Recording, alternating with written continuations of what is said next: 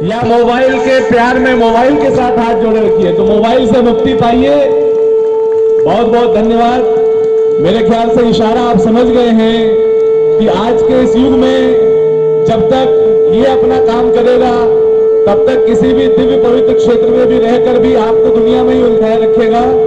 तो आपसे निवेदन है, कृपया मोबाइल से मुक्ति पाकर फोटोग्राफी वीडियोग्राफी के लिए निर्धारित समय से काम करेंगे। और एक बार शंखनाद कर रहे हैं भाई साहब के लिए जोरदार तालियां।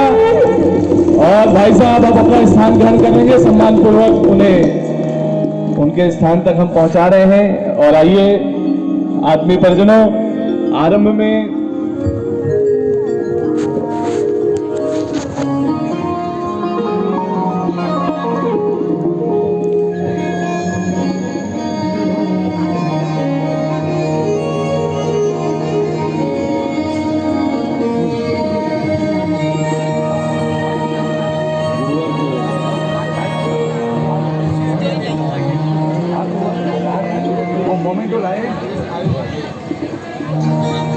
हेलो केतन भाई,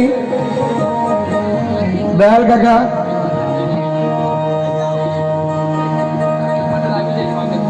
स्वागत माटे जे આપણું આયોજક મંડળ છે ટ્રસ્ટીગણ એ ઝડપથી દેવબંધ ઉપર આવો।